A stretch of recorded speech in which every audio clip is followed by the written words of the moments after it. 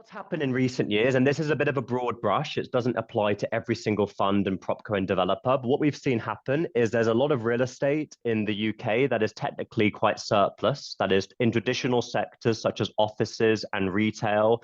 It's generating an okay yield, it's ticking along, but a lot of clients are looking at this space and thinking, how can we truly transform this to maximize revenue, take advantage of kind of a living and housing crisis in the UK, and maybe move an asset that is kind of a core plus, fairly routine building into a slightly more exciting development play where they feel they can make much higher returns.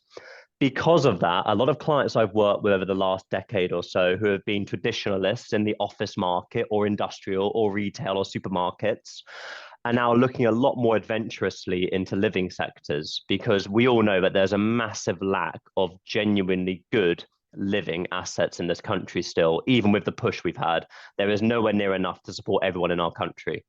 So clients are doing their part to try and reposition into these sectors. And what I'm seeing a lot of people ask for in my candidates in recent years is, do they have any evidence or interest in the residential space or affordable housing or build to rent or student accommodation?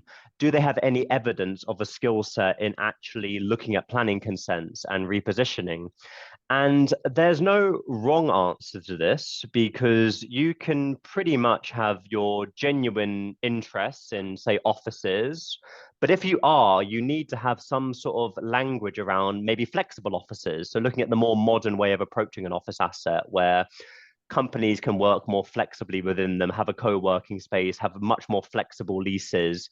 You just have to have an approach in your interviews or your skill set where you're looking at what is the modern version of the assets you're interested in, what are the broader trends in the assets you like. If you like offices, once again, to return to that example, a lot of the language I see on offices right now is the very high spec offices within London and Manchester and Leeds and Birmingham and Newcastle. They can flourish if they're one of the leading buildings in their respective cities. Where they're struggling is when they're secondary offices in regional locations.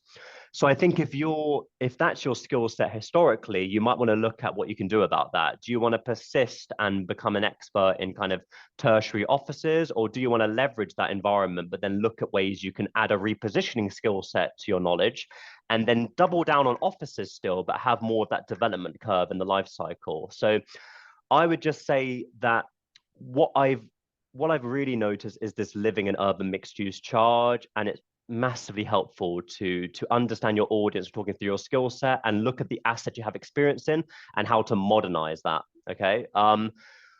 I would also continue this in terms of operational assets. So I was talking then a lot about living and urban mixed use and how we can transition from kind of a stable office asset in Newcastle to maybe more of a living asset with retail on the bottom. And maybe there is still an office component, but it's a more versatile building, right?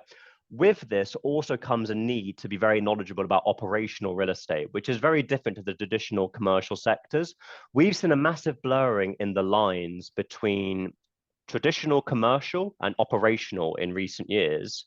They're no longer this massively separate thing where you have hotels and student accommodation on one side as operational, and then non-operational offices on the other.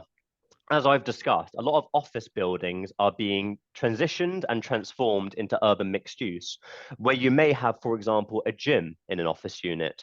You may have an office asset that involves elements of student accommodation in it, or even a hotel, a boutique hotel alongside an office asset. And so candidates need to be a lot more skilled nowadays with understanding operational real estate. And to kind of summarize why that's important is, when you're underwriting an asset that's an operational asset, you also need to know about the operating partners and the costs associated with that. It goes from a very vanilla cash flow on IRR based on a 5-year yield to, okay, but we have an operating partner involved. Do we want to strip this operating partner out and do it ourselves, or get a new operating partner? What are the various costs they're looking at? An operator isn't looking at a traditional kind of cash flow. They're looking at the operational costs, how to maximize the service they provide tenants. So as a candidate in this market, it's become a lot more complicated. And so you really need to have a skill set that matches that properly. And if you're in the Bayfield modeling course, or you're looking at financial analysis and how to do it, you need to be able to do an operational cash flow as well as a traditional DCF. And that's where I think a course like Bayfield will massively help you.